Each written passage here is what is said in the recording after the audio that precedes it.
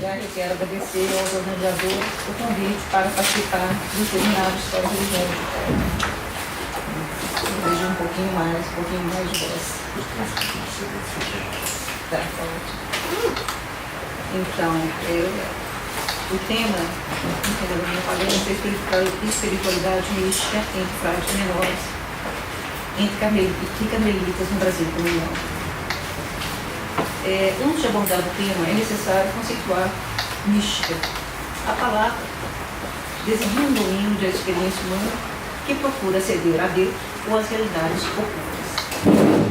É um aspecto da religião que busca, antes de tudo, estabelecer uma comunhão pessoal entre o fiel e o seu Deus. Esse fenômeno pode ser encontrado em várias religiões. Existe a mística judaica, a mística do hinduísmo, a mística dos xamãs, a mística budista, a mística islâmica, dentre outras. Mas, como lembra Michel de Certeau, só é possível tratar a mística em função de uma situação cultural e histórica particular. Cada uma tem suas características próprias e por isso não é possível falar em mística como um discurso universal. Segundo os estudos de Juan Martín Velasco, no cristianismo, o vocábulo só aparece no século III. O termo adquiriu 3 sentidos que chegaram aos nossos dias. Mística pode designar o significado alegórico da Sagrada Escritura. O segundo significado é próprio do uso litúrgico, remete aos diferentes elementos do culto cristão. No âmbito do culto, místico significa o sentido simbólico dos ritos cristãos. E, em terceiro lugar, místico, no sentido espiritual e teológico, se refere às verdades inefáveis, ocultas do cristianismo. Surgem nesse sentido os primeiros tratados da teologia mística, como, por exemplo, o do Pseudo Dionísio, ao final do século V, ou os escritos do Jefferson, ao final do século XIV e início do século XV. Quando, então, a expressão teologia mística se desdobrará em teologia mística prática, quer dizer, o exercício mesmo da mística como conhecimento de Deus por contemplação difusa, e uma teologia mística especulativa, quer dizer, o exercício da mística ou a reflexão teológica sobre a vida mística, sua natureza, suas funções, seus passos e etapas. Então, no entanto, o substantivo místico, né, segundo Michel de Certeau, que é um grande estudioso da mística, o termo, o substantivo, né, místico não aparece senão na primeira metade do século XVII, quando passa a designar as pessoas que vivem uma experiência especial ou têm essa forma peculiar de conhecimento de Deus. Não significa que essa experiência não existisse, mas a palavra, o termo, então, para designar esta experiência dessas pessoas, então, segundo Michel de Certeau, então, é justamente do início do século XVII. Essa forma de espiritualidade conheceu um forte impulso na Europa católica no início da Idade Moderna, como você sabe. No entanto, ela não ficou restrita ao solo europeu. Se estendeu para as colônias. Na América Espanhola há vários estudos. Dentre esses, vale a pena destacar o do mexicano Antônio Rubiel. Para falar a verdade, ele trabalha mais essa mística entre os livros. Né? Então, um livro dentre os vários livros, Profetisas Solitários. Então, vale a pena, quem tiver interesse em aprofundar, vale a pena procurar os estudos do Antônio Rubiel. Antônio Rubiel. Depois eu posso passar essa bibliografia. Então, no Brasil, temos a manifestação dessa forma de espiritualidade no decorrer do período colonial, como também no século XIX, chega até o século XX. Né?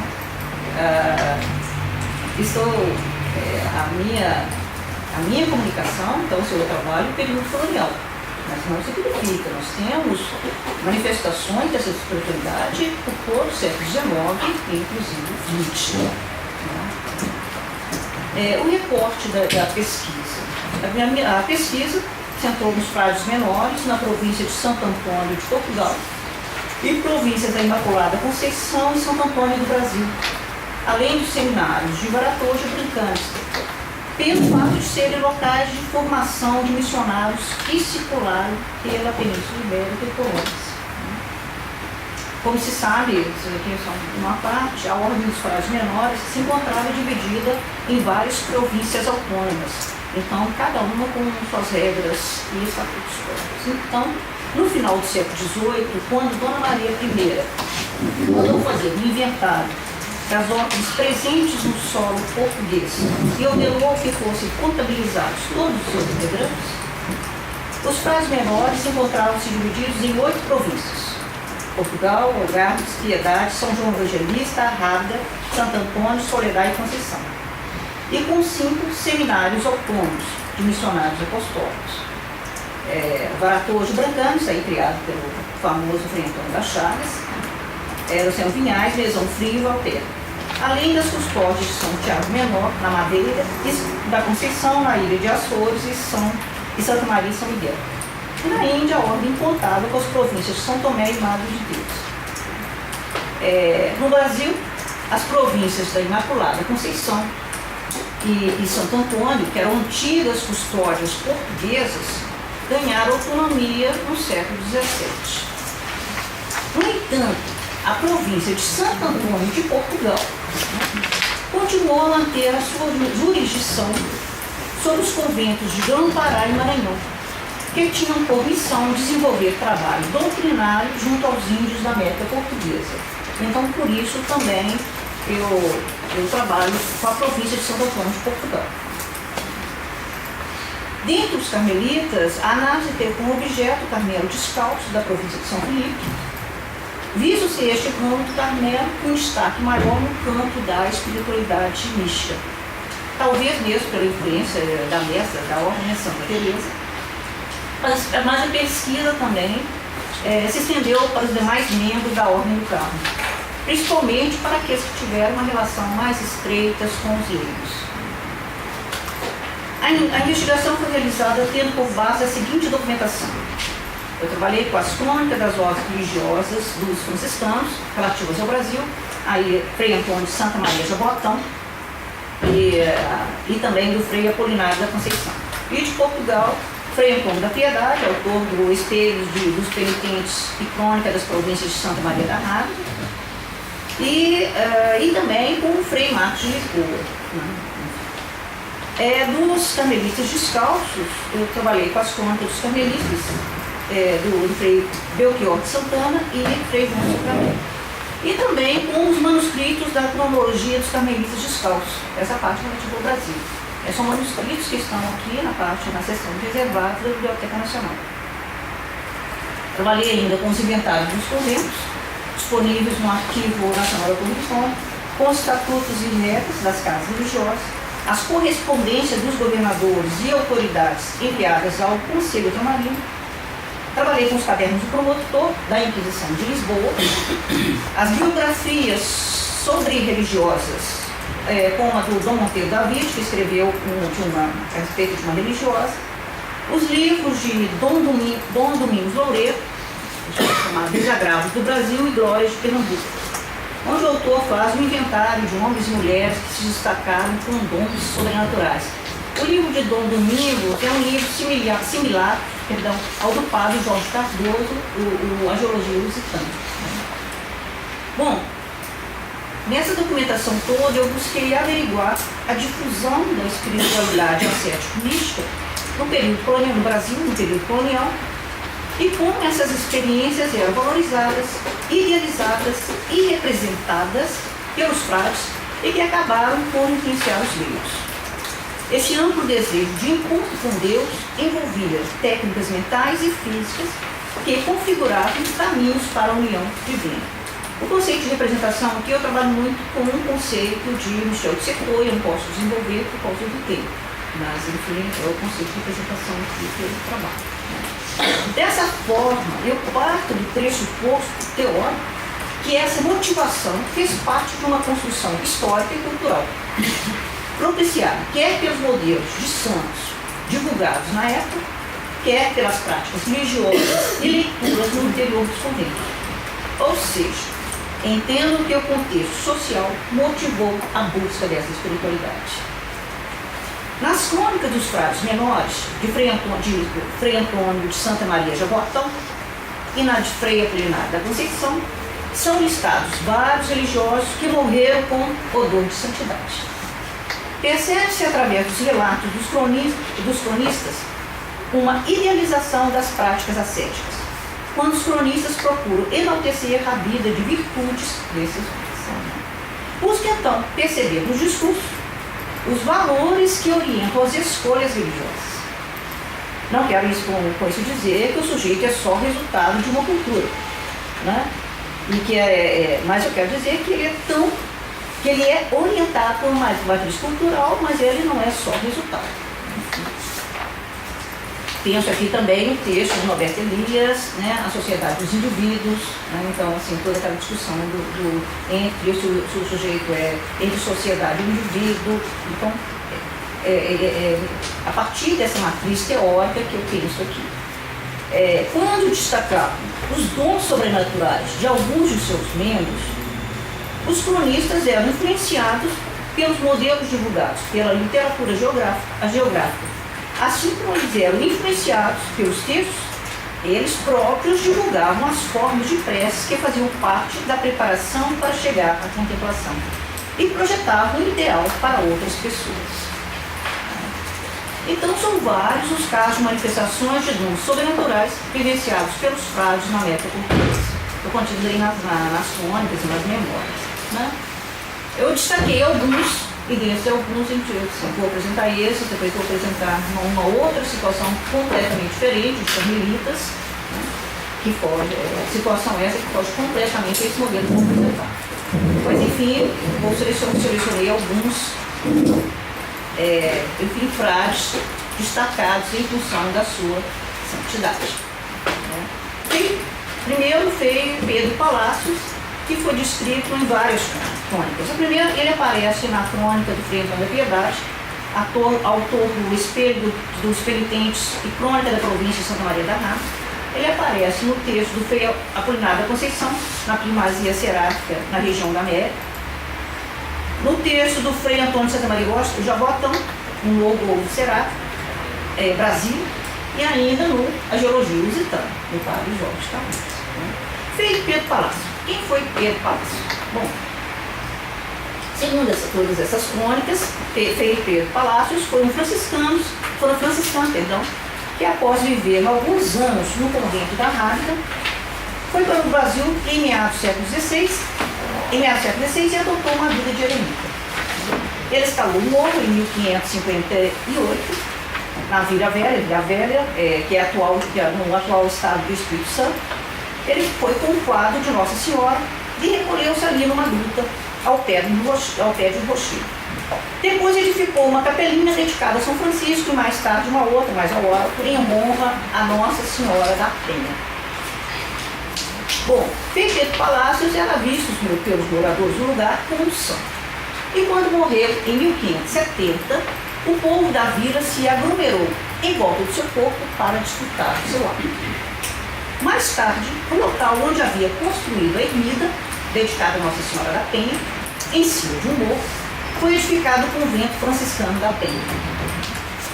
A repercussão da santidade de Pedro Palácio levou a ordem franciscana a requerer a sua canonização no século XVII, quando recolheram depoimentos sobre os dons sobrenaturais de Frei Pedro Palácio e de seus milagres. Este processo, infelizmente, não chegou aos nossos dias, foi extraviado quando foi desocupado o convento de São Francisco de Vitória, mas serviu de fonte para os cronistas. Frei Jabotão, ao descrever a vida do frade, tece elogios ao estilo de vida de Frei Pedro Palácio. Ele diz assim, eu não vou citar tudo, não é só uma pequena frase. Os seus exercícios contínuos eram oração, jejuns, disciplinas e mortificações, não só porque isso inculcava o exterior da pessoa, mas porque este era o respeito tema das suas práticas e doutrinas. Né? Então, o que a gente percebe, que esse é um cronista, é que ele reconhece um processo de preparação para a presença de Deus, né? A santidade aqui é resultado desse processo da preparação através do sacrifício para esse encontro. Então, mas enfim, vou para o próximo exemplo. O padre Frei Melchior. O padre Frei Melchior foi para o Brasil em 1585. Foi o fundador da Custódia de Santo Antônio do Brasil. É representado pelo cronista Frei Jaboatão também pelas suas intensas práticas ascéticas, meditações na vida de Cristo e contemplações. Como em outros místicos, foi descrito por ser beneficiário de favores espirituais. Vale a pena aqui reproduzir como o cronista narrou a experiência do frade ao ver Nossa Senhora no trono e quando esta lhe oferece o cálice com uma bebida. Sim. Sendo a hora da sua oração, Frei Melchior entrou na igreja, não pouco cipioso e posto em altíssima contemplação, lhe foi representado aos olhos interiores da alma, que via em um majestoso e rico trono a Virgem Santíssima com o bendito Filho nos braços, o qual tinha nas mãos aquele mesmo vaso por onde o seu servo costumava beber, cheio de um licor claro e puro, que a ele parecia água. E tomando a Virgem o vaso da mão do filho, o dava ao venerando padre para que bebesse, e ele o aceitava com suma reverência e humildade. Os êxtases e as visões de Frei Melchior projetaram sua fama de santidade. As grandes categorias místicas eram a contemplação, a visão de Deus, os êxtases, que era o sinal da consciência dessa presença. Então, isso quer dizer, isso de uma forma geral, porque nem todos os místicos concordavam que essas experiências, esse tipo de consciência fosse uma forma, esse fosse o único caminho para chegar até Deus. Né? Então, nesse caso eu também não vou discutir São João da Cruz, nem vai ser claro, só fazer um parênteses aqui. Mas, voltando aqui, Frei Francisco do Rosário. Assim, era natural da cidade de Porto, ele ingressou na Ordem dos Frades Menores, em Recife, como religioso leigo. Depois eu vou, mais tarde, explicar essa expressão, religioso leigo. E fez sua profissão em 1592, no convento de Olinda, com 25 anos de idade.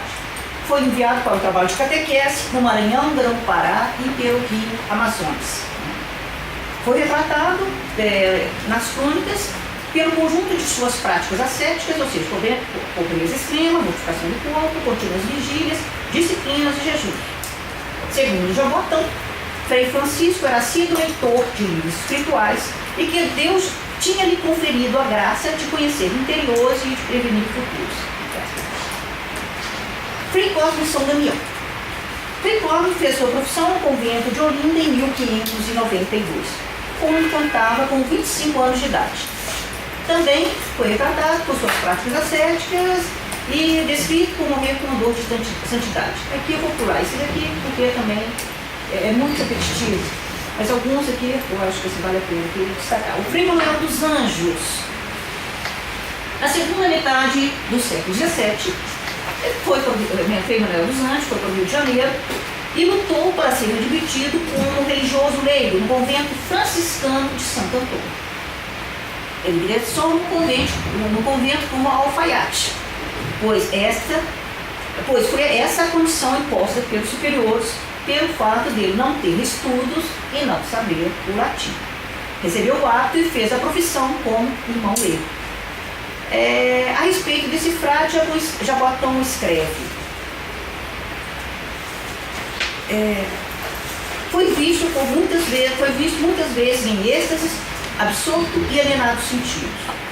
O frade Manuel dos Anjos é ainda descrito como extremo devoto da paixão de Cristo e aplicava-se assiduamente na vida sacra.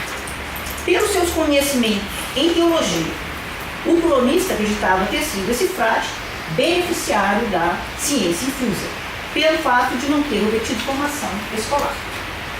Manuel dos Anjos morreu em Salvador no início do século XVIII. Certamente, esse franciscano assimilou toda uma doutrina espiritual ao ouvir os sermões, ou ter contato com textos e atos piedosos divulgados por outros religiosos. Assim eu acredito. Mas enfim. Frei Cristóvão da Conceição. Não vou falar sobre Frei Cristóvão da Conceição, o Frei Cristóvão da Conceição, Frei Antônio do Rosário, que são muitos santos da Colônia. Frei Fabiano de Cristo, um frade que ficou famoso no Rio de Janeiro no século XVIII em razão de suas mortificações, curas, visões e êxtase, foi o Frei Fabiano de Cristo, que fez sua profissão como irmão leigo no convento de Santa Clara. Esse frade passou grande parte da sua vida no convento como enfermeiro. A sua fama de santidade extrapolou os muros do convento. Ao morrer, em 1747, o seu hábito foi disputado por uma multidão que se aglomerou no seu velório no Largo da Carioca, no Rio de Janeiro. A respeito desse frade, Frei Apolinário da Conceição escreveu sobre os dons extraordinários em seu Ecos Sonoros do Terreno na Terra e Grandes no Céu. Até mesmo o governador Gomes Freire e o bispo Dom Estevam deixaram o registro dos benefícios sobrenaturais de Frei Fabiano de Cristo. Então nós temos aqui na descrição do Frei Fabiano de Cristo todas as categorias representadas como místicas. Todas essas categorias aparecem nas narrativas desse frade. Agora, também religiosas fizeram parte do inventário dos cronistas. Vitória da Encarnação, que viveu na segunda metade do século XVII em Salvador, recebeu várias páginas do livro de Jaboatão. Nascida em Salvador em 1661, Vitória da Encarnação entrou para o Mosteiro de Santa Clara, o primeiro a ser fundado na colônia em 1686, e ali fez a sua profissão. Só um parênteses aqui, como se sabe, a coroa portuguesa havia proibido a criação de conventos na colônia. Mas no século XVIII foi autorizada a criação desse convento franciscano na Bahia, e os demais eram recolhimentos, onde as mulheres levavam um tipo de vida religiosa sem, no entanto, se professarem. Somente no século XVIII foram criados outros conventos.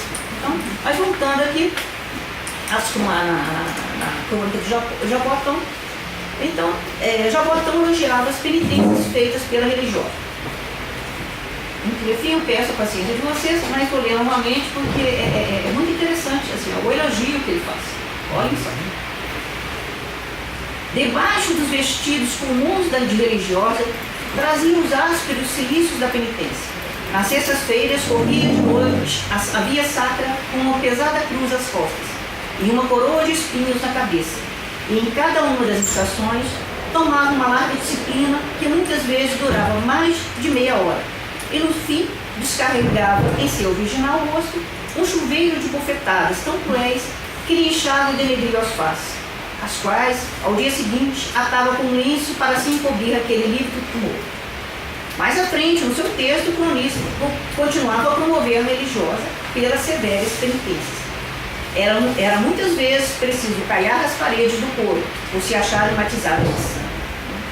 Os elogios de Jaboatão mostram assim que ele compartilhava daquele ideal de vida religiosa. Mais à frente ele diz, porque quanto mais áspera e humilde a cama de uma esposa de Cristo, tanto mais inseparável a companhia do divino esposo. E após a religiosa fazer suas penitências da via sacra pelo claustro, se dirigia para o cemitério e se prostrava em cima das sepulturas. A freira meditava continuamente na paixão de Cristo e teve também suas visões ou sonhos com Jesus Cristo. Jaboatão menciona as experiências da religiosa que sonharam uma noite que via caminhar a Cristo Senhor Nosso com a sua cruz às costas. Ele dizia, segue, esposa minha, os meus passos. Bom, se é impossível conhecer as experiências dessa mulher, conhecemos de fato os ideais desses cronistas. Jaboatão, ao escrever em meados do século XVIII, pondera se isto foi sonho ou se foi visão, Julgo quem, com a devida atenção, considerar as ações que nessa história se referem. Aí vemos aqui um franciscano, o diácono, estão tomando cuidado de não expor em definitivo sobre um assunto tão polêmico, que por diversas vezes atraiu a atenção do Tribunal Inquisitorial. Contudo, deixa transparecer que acreditava na visão sobrenatural do devoto. E mesmo porque o decreto de 1625 do Papa Urbano VIII, confirmado no ano de 1634, dizia que, cito, não se dará mais beatificações nem canonizações antes que seja estabelecido que nenhum culto público foi prestado ao personagem em questão. Fecha aspas. O cronista dizia que não era sua intenção introduzir culto ou veneração, outro e atribuir fama de santidade. Ao pretender fazer somente o registro da memória da ordem, os cronistas revelavam a permanência de uma sensibilidade que valorizava os feitos sobrenaturais. Os relatos tinham, antes de tudo, o objetivo de reunir os elementos que comprovassem virtudes dos membros e assim promover a ordem. Os dons de Vitória da Encarnação eram muitos. Também via almas quando não conversava com elas. Por isso era sempre consultada por várias pessoas que pediam para que a freira estabelecesse colóquios com as almas para solucionar problemas e ou encontrar objetos perdidos. Além disso, a religiosa também era chamada para informar o estado de saúde de pessoas ausentes, fazer previsões, profecias e curar enfermos. O arcebispo Sebastião Monteiro da Vide é autor de uma biografia sobre a vida da Vitória da Encarnação. Essa biografia está aqui disponível na biblioteca. É da Biblioteca Nacional de Lisboa. Quem tiver interesse. O livro foi publicado em Roma em 1720, onde o arcebispo conta as maravilhas que Deus conferiu à Vitória da Encarnação. Essa religiosa morreu em 1715 e, segundo seus biógrafos, a notícia da sua morte atraiu uma grande multidão que queria tocar nas medalhas, bentinhos, cruzes e lenços que cobriam o corpo da freira. E para mostrar os dons religiosos, Jabotão enumera várias curas feitas pela intercessão de Vitória da Encarnação. Bom, paro aqui só para fazer fazer uma primeira tipologia desses casos. O que nós temos aqui? A partir dos casos relatados, nós temos podemos enumerar os fenômenos extraordinários apontados pelos cronistas. Visões, audição, capacidade de curar, prever futuros, falta de rigidez do cadáver, não corrupção do corpo após a morte. Né? O corpo é apresentado assim como uma forma de linguagem, portador de uma mensagem. Como mostrou Michel de Certeau, desde o século XIII, os espirituais e os místicos podiam se comunicar de várias formas. Seus discursos podiam se assemelhar à fala dos iletrados, ou podiam se expressar com a linguagem corporal, e assim revelar os desígnios de Deus. O corpo funcionava como uma metáfora, produtor de sentido. Os espirituais e os místicos, nessa perspectiva, se solidarizavam com todas as línguas, ou seja, todas as formas de discurso. Uma segunda característica. Em todos os casos, encontramos a descrição e a valorização das práticas ascéticas como método purgativo. Silício, disciplina, jejuns, camas de pau e pedra, insônias, são as modalidades que mais aparecem nos relatos sobre as mortificações do corpo. Essas práticas são apresentadas como aquelas que organizam o caminho do encontro com o sobrenatural, com o divino. Com o método que visa submeter o corpo e purificar a alma. Nesse sentido, não apresenta uma modalidade nova em relação aos quadros europeus. No entanto, é preciso esclarecer que as práticas ascéticas em si não podem ser confundidas com a espiritualidade mística. Ao longo da vida mística, o asceta passará por uma longa jornada a fim de alcançar o êxtase e a contemplação. Despojar dos sentidos, domesticar a vontade, fazia parte dessa jornada. O termo ascético carrega o sentido de renúncia, ou seja, uma forma de repressão, de mortificação, de penitência. A SESI provém em grande parte da ideia de que a recusa à carne é útil à alma. A SESI é vista como necessária para adquirir sabedoria, sobretudo santidade. É a negação do corpo para encontrar-se com Cristo. Trata-se assim de experiências sensitivas, de conhecimentos não discursivos, de uma busca da transcendência pelo caminho da SESI, da negação. Roger Terroir, no livro O Homem e o Sagrado, diz que a renúncia é a via da potência. Renunciar aqui o que depois o penitente recolhe em dobro, quando é ele próprio cultuado como santo. Um terceiro aspecto pode ser ressaltado em todas essas descrições. Os cronistas elogiavam os contínuos exercícios da paixão ou via sacra. São reconhecidas expressões: era devota da paixão de Cristo ou se aplicava na via Crucis. Os textos lembram as crônicas de Frei Marcos de Lisboa, quando na primeira parte da memória da ordem, o cronista lusitano enaltece as mortificações de São Francisco. A meditação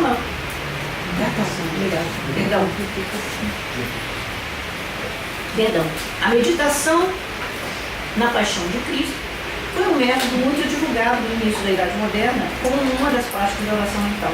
Meditar no sofrimento de Jesus na Via Cruz, em cada um dos passos da paixão, em uma das chagas de Cristo. Enfim, tem vários estudos a esse respeito aqui, inclusive do professor José Adriano, tem um, publicado na Via Espírito. Enfim, há vários estudos disponíveis na Biblioteca Nacional. Então, não vou desenvolver esses. Um dado interessante revelado pela pesquisa é que a maior parte daqueles que destacaram em santidade ou se enveredaram pelas experiências místicas no interior dos conventos franciscanos eram religiosos leigos, sempre apareciam, ou irmãos leigos. Como se sabe, existiam dois tipos de religiosos: os coristas ortodoxos e os religiosos leigos. Eu estou utilizando tal qual eu encontrei na documentação. Foi essa documentação, então eu produzo o que eu encontrei na documentação. Aos primeiros, no caso os coristas e claustrais, era exigido estudos e o conhecimento latino. Sua formação era voltada para o sacerdócio. Os segundos eram preparados, geralmente, para o trabalho manual nos conventos. Ao contrário dos donatos, os religiosos leigos cumpriam o tempo do noviciado e faziam a sua profissão. Eu, quando iniciei, eu tive um choque quando comecei a trabalhar com a documentação, porque encontrei vários pedidos de donar. Eles pediam autorização, eles queriam ingressar no convento como religiosos leigos, ou irmãos leigos, religiosos leigos. Enfim, então depois eu lendo cada vez mais, eu percebi então que havia essa diferenciação no interior dos conventos. Eu digo isso porque sempre eu encontro, era irmão leigo porque não fez sua profissão. Eu falei assim, não era.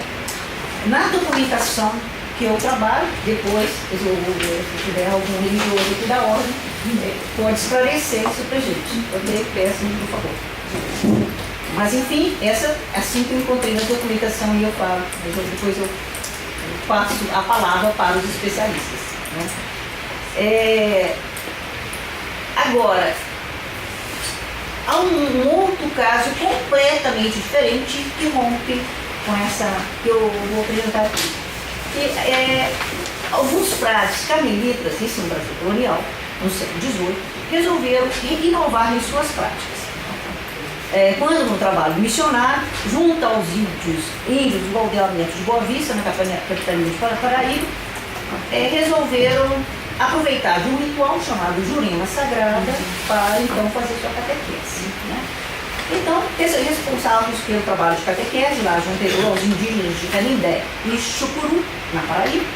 Então, os carmelitas, assim aparecem na documentação, eles foram acusados de participar de um ritual conhecido como Jurema Sagrada. Era um ritual comum nos rituais indígenas. O que era a Jurema Sagrada? Olha, a Jurema Sagrada era uma bebida é uma bebida com propriedades alucinógenas, feita a partir da fermentação da raiz da árvore, do qual é produzido o vinho da Jurema, somado ao fumo feito com as cascas da mesma.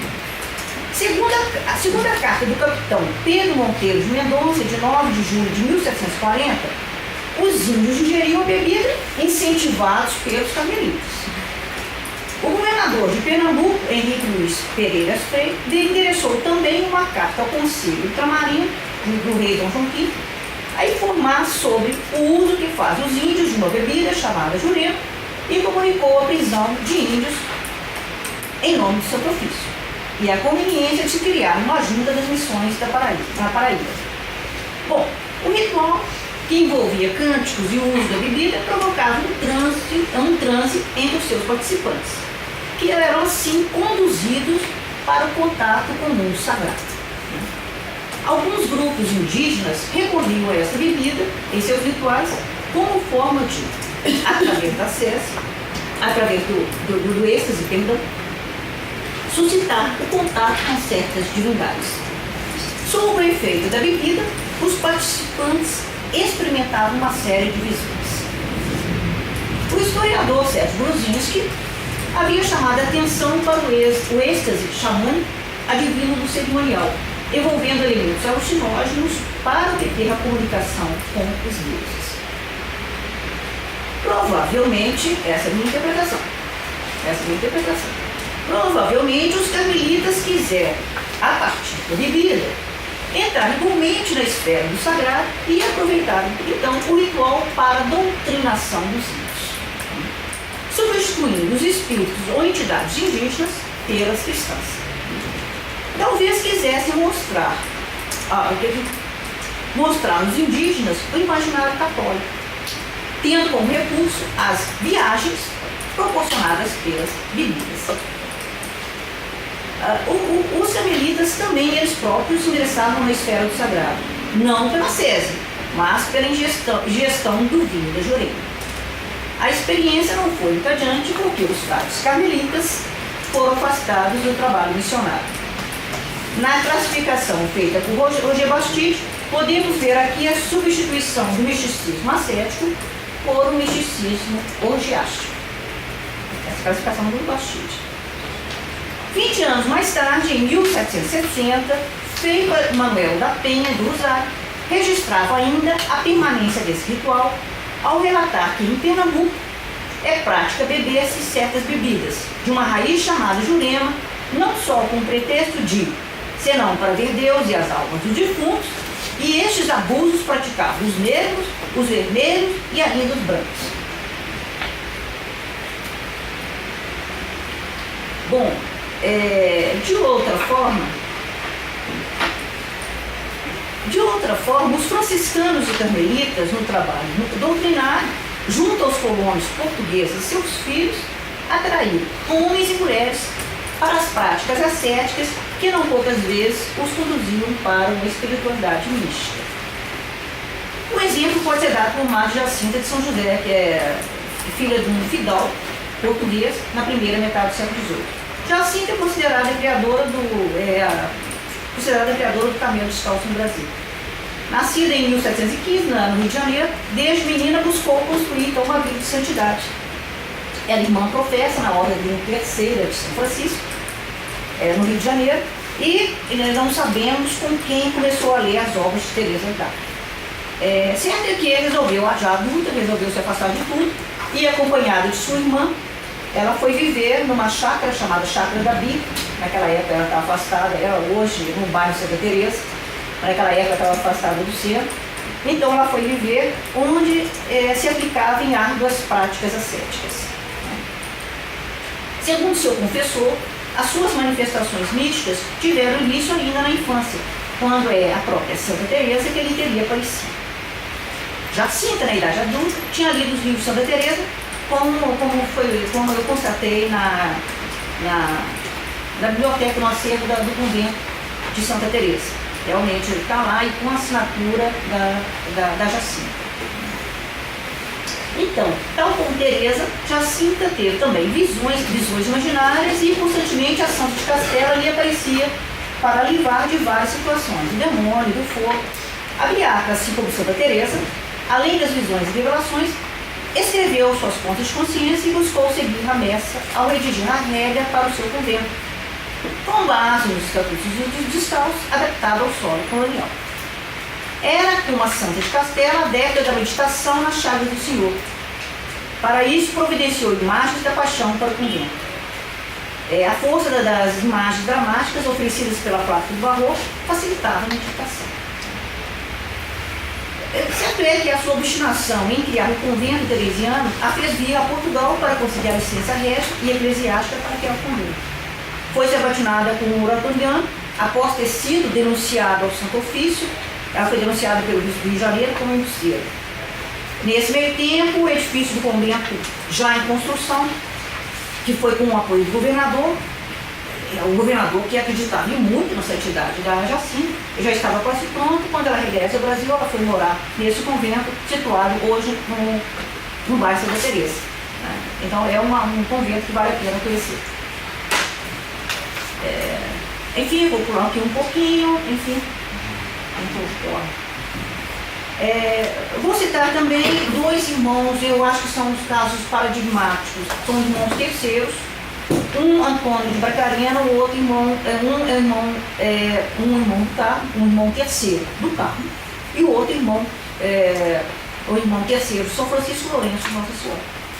O irmão terceiro, Carmelita Antônio de Bracarena, na segunda metade do século XVIII, subiu uma certa piedade, construiu uma igreja dedicada a Nossa Senhora e edificou um cemitério da mesma forma que outro irmão terceiro de São Francisco, Lourenço de Nossa Senhora, também português, aqui da região do Viseu. Os dois escolheram viver isolados, um na Serra da Piedade, outro na Serra do Cará. Construíram cemitérios, igrejas e muniram com imagens da paixão. Nisso tudo conseguimos perceber algumas práticas comuns entre esses homens e mulheres. Com a minha hipótese que todos esses homens e mulheres foram influenciados por religiosos carmelitas e franciscanos.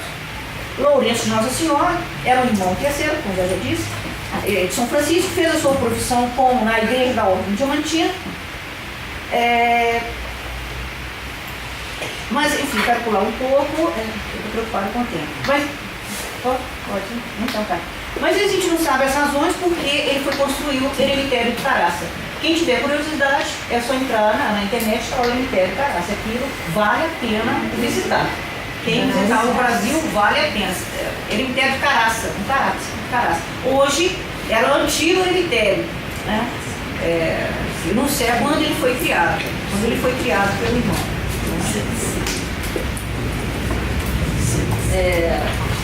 É só procurar o Caraça, depois virou centro de formação, enfim, toda uma história. Mas enfim.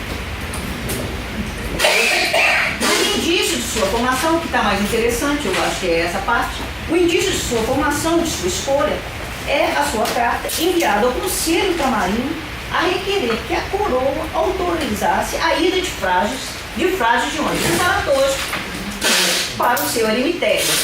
Os frades de Varadores, para quem não sabe, grande parte do pessoal que deve saber, né, eram famosos por seus sermões espetaculares, práticas ascéticas e trabalho missionário pelas vilas de Portugal. O Frei, então, a respeito disso, assim, o Frei Antônio da Chagas era de São Francisco. Então, o fato dele insistir aqui, então, assim, os frades de Varadores, eu acho que indicam muito sobre a formação dele, porque toma essa decisão. Eu acredito que o Lourenço de Nossa Senhora foi provavelmente influenciado já aqui em Portugal pelas práticas dos franciscanos do Varadores. Ou tinha neles um ideal. Ou também foi nutrido também pelo modelo de eremita projetado pelo Império do Pissarro. Acho que o Pissarro era muito forte, eu encontro isso, assim, mesmo nos carmelitas não vai dar aqui para enfim.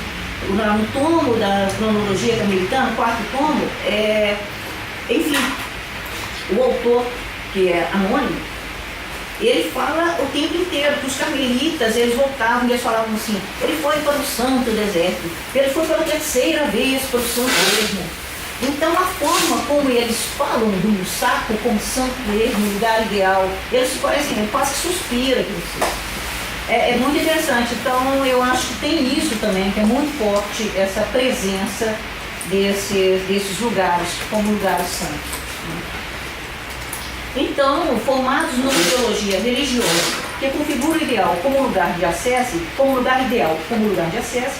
misto de jardim de Éden com os exercícios de uma prática severa, esses anacoretas tendiam assim a consolidar um domínio imaginário onde era possível autorizar a vida dos padres do deserto.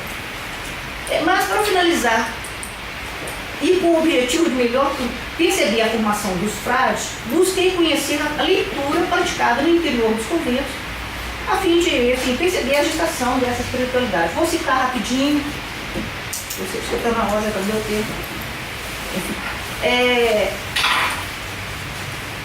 É interessante que, por exemplo, eu procurei que no caso na Torre do Tombo, na documentação, a documentação está muito espessa, muito difícil, enfim, mas lá ao encontrar os livros, inventários do convento, por exemplo, do Varatores, eu vejo assim, 1600, toda a década de 1660 até o final, início do século XVIII, quais são as obras presentes?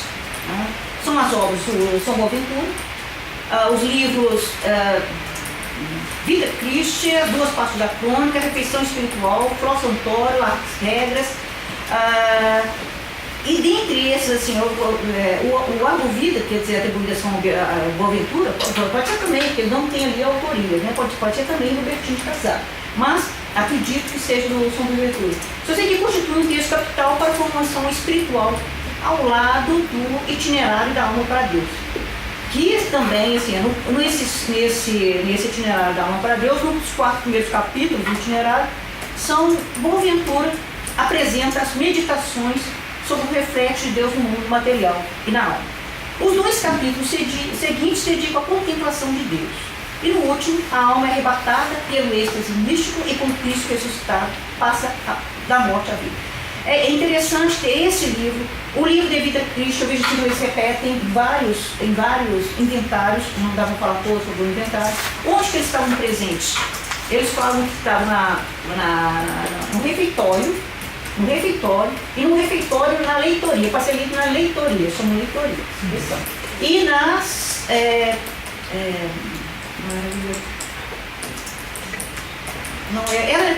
Era a biblioteca, mas eles chamam de a biblioteca de outro nome. Livraria. Na livraria do convento, seja na livraria do convento. Então, o livro, eu encontro o De Vida Cristo, do Cartocho, do Rodolfo Saxoni, que é um texto de orientação contemplativa, dedicado integralmente à meditação na paixão e ressurreição de Cristo. Esse livro assumiu importância capital desde o final da Idade Média, em Portugal. Ganhou uma versão manuscrita em português e outra versão impressa em Cunhal em 1995. E tem aqui nas obras raras, quem tiver interesse, aqui nas obras raras da Biblioteca Nacional. Aliás, esse livro não só foi traduzido, mas é também apropriado, porque em diversos, eu tive também, não só procurei o que estava presente, mas depois eu procurei ver como essas obras eram apropriadas, então como eles eram citados. Então São Boaventura aparece citado também, não só aparece o São Boaventura e o Rodolfo Saxoni, mas enfim, e também entre os carmelitas descalços. Os carmelitas descalços também tiveram, gente, agora eu estou correndo muito, com uma preocupação que eu já venci o tempo. Os carmelitas descalços também tiveram cuidado de providenciar livros para os seus conventos. A mesa dos descalços, Santa Teresa, orientava que as casas conventuais contassem com bons livros, especialmente os cartuchos, Flor Santório, Imitação de Cristo, Oratórios Religiosos, Frei Luís de Granada e Frei Pedro de Alcântara. Né? Então, dentre esses livros, do livro Frei Luís de Granada, o livro da Oração e Meditação, o Guia de Pecadores, o Memorial da Vida Cristã. E do Frei Pedro de Alcântara, a Oração e Meditação. Pronto, encerrei não. Encerrei a citação aqui dos livros. Isso aqui, assim, merece um tempo só para isso, só para discutir isso, mas só para não passar em branco, então só para citar. Vou pular aqui, né?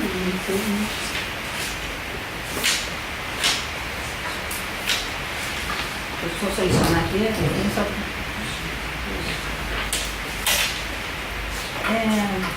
Mas eu só queria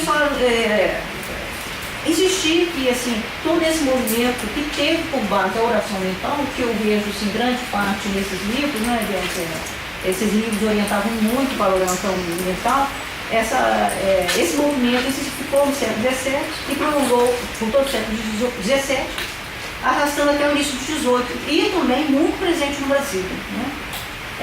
Então, esse movimento foi também acompanhado pela inclusão de manifestações extraordinárias, né? Enfim, só para não deixar de dizer alguma coisa a esse respeito, né? E é preciso dizer também que, atenção, nem todos os conventos adotavam práticas severas e espelhavam rigor ascético. Isso essas orientações distintas, como se sabe, geraram fraturas na ordem. Então, nem todos, eu posso dizer, isso não é válido para todos os conventos, muito pelo contrário. No entanto, a intenção aqui foi somente buscar aqueles que foram motivados por uma espiritualidade mística. Eu só fazer as considerações finais aqui, rapidinho. Então, todos esses registros mostram as representações feitas pelos cronistas e biógrafos sobre o percurso heróico daqueles que quiseram alcançar o plano superior. Revelam uma sede do encontro divino. São registros do esforço de homens e mulheres que buscaram explorar o território do sagrado. Pode-se assim perceber um investimento por parte de alguns para alcançar o inefável, e de outros o desejo de autenticar os dons sobrenaturais dos eleitos, e não menos o de promover a obra. De um lado, estavam aqueles que buscavam as técnicas corporais e mentais que estão nos tratados. De outro, aqueles que viram os símbolos que indiciavam estar diante de forças invisíveis. A linguagem simbólica assume assim um lugar importante na experiência do sagrado. É o elemento mediador através do qual o sagrado se manifesta. No entanto, a multiplicação de técnicas mentais e físicas que possibilitavam o encontro ou o diálogo com Deus acabam por instaurar, não menos, simulacros de presença. Obrigada.